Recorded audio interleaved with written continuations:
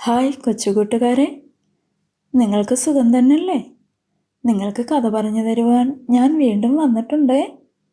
ഇന്ന് നമുക്ക് സിംഹത്തിൻ്റെ കൂട്ടിലിട്ടപ്പോൾ സിംഹം കടിച്ചു തിന്നാതിരുന്ന ദാനിയേലിൻ്റെയും എരിയുന്ന തീച്ചൂളയിലിട്ടപ്പോൾ വെന്തുപോകാതിരുന്ന 3 പുരുഷന്മാരുടെയും കഥ പറയാം.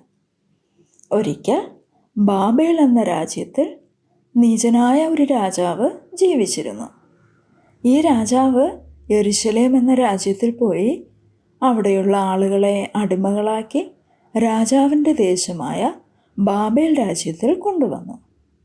ആളുകളെ മാത്രമല്ല പിടിച്ചുകൊണ്ടുവന്നത്, അവിടുത്തെ പള്ളിയിലുണ്ടായിരുന്ന പൊന്നും വെള്ളിയും കൊണ്ടുണ്ടാക്കിയ പാത്രങ്ങളും വിലയേറിയ വസ്തുക്കളും എടുത്ത് രാജാവിൻ്റെ അരമനയിൽ കൊണ്ടുപോയി വെച്ചു.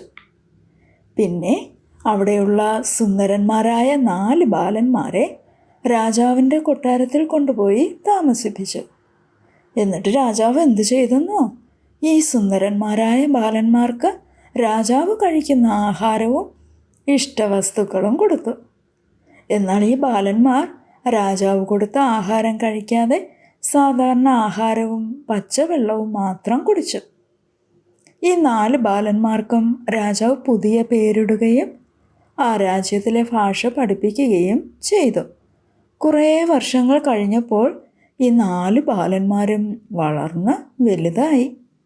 അങ്ങനെയിരിക്കെ ഈ 4 ബാലന്മാരിൽ ഒരാളായ ദാനിയേലിനോട് ബാബേൽ രാജ്യത്തിലെ രാജാവായ ദാരിവേശിനെ മാത്രമേ പ്രാർത്ഥിക്കാവൂ, ദൈവത്തോട് പ്രാർത്ഥിക്കരുതെന്ന് പറഞ്ഞു. രാജാവ് പറയുന്നതനുസരിക്കാതെ ദൈവത്തോട് പ്രാർത്ഥിച്ചാൽ നിന്നെ സിംഹത്തിൻ്റെ കൂട്ടിലിടുമെന്ന് പറഞ്ഞ് ഭയപ്പെടുത്തി. സിംഹത്തിൻ്റെ കൂട്ടിലിട്ടാൽ സിംഹം എന്തു ചെയ്യും കൂട്ടുകാരെ? സിംഹം കടിച്ചു കീറി തിന്നുമല്ലേ? എന്നാൽ രാജാവ് പറഞ്ഞത് ദാനിയേൽ അനുസരിച്ചില്ല. ദാനിയേൽ അനുസരിക്കാത്തത് കൊണ്ട് ദാനിയേലിനെ പിടിച്ച് സിംഹത്തിൻ്റെ കൂട്ടിലിട്ട് കളഞ്ഞു. ഇപ്പോൾ തന്നെ സിംഹം കടിച്ചു കീറി തിന്നുമെന്ന് എല്ലാവരും വിചാരിച്ചു. എന്നാൽ എന്ത് സംഭവിച്ചെന്നോ? സിംഹം ദാനിയേലിനെ കടിച്ചു കീറി തിന്നാതെ ദാനിയേലിൻ്റെ ചുറ്റും ചെന്നിരുന്നു. ദൈവമുണ്ടല്ലോ, സിംഹങ്ങളുടെ ആ വലിയ വായെ അടച്ചു കളഞ്ഞു.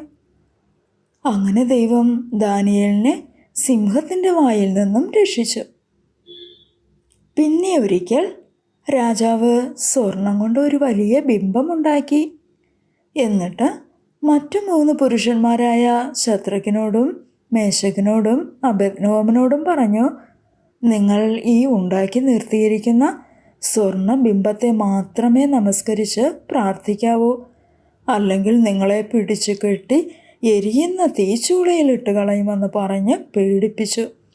കൂട്ടുകാരെ, ഈ 3 പേരും എന്തു ചെയ്തെന്നോ? ഇവർ സ്വർണ്ണ ബിംബത്തെ നമസ്കരിച്ചില്ല, പകരം ദൈവത്തോട് മാത്രം പ്രാർത്ഥിച്ചു. ഇത് കണ്ടയുടനെ രാജാവിൻ്റെ ഭൃത്യന്മാർ 3 പുരുഷന്മാരെയും പിടിച്ചു കെട്ടി കത്തിക്കൊണ്ടിരിക്കുന്ന ആ വലിയ തീച്ചൂളയിൽ ഇട്ട് കളഞ്ഞു.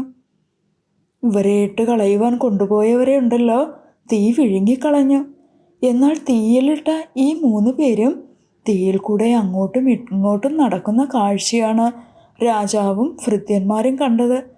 മാത്രവുമല്ല, ദൈവപുരുഷനെ പോലെ അതിസുന്ദരനായ ഒരാളും കൂടെ അവരോടൊപ്പം തീയിൽ കൂടെ നടക്കുകയായിരുന്നു. അവരുടെ വസ്ത്രം വെന്തുപോകുകയോ തലമുടി കരിഞ്ഞു പോകുകയോ ചെയ്തില്ല. ആ 4 പേരും ഈ തീച്ചൂളയ്ക്കകത്ത് കിടന്ന് അങ്ങോട്ടും ഇങ്ങോട്ടും നടക്കുന്ന കാഴ്ച കണ്ട് രാജാവും ഭൃത്യന്മാരും പേടിച്ചു പോയി. എന്തുകൊണ്ടാണ് തീയിലിട്ട ഈ 3 പുരുഷന്മാരും വെന്തുപോകാത്തതെന്ന് കൂട്ടുകാർക്ക് അറിയണ്ടേ? അവർ രാജാവുണ്ടാക്കിയ ബിംബത്തെ നമസ്കരിക്കാതെ ദൈവത്തെ മാത്രമേ നമസ്കരിച്ച് പ്രാർത്ഥിച്ചുള്ളൂ. കൂട്ടുകാരെ, നമുക്കും ആ ദൈവത്തോട് മാത്രം പ്രാർത്ഥിക്കാം. ഈ കഥ എവിടെ നിന്നാണ് എടുത്തിരിക്കുന്നത് എന്ന് അറിയണ്ടേ?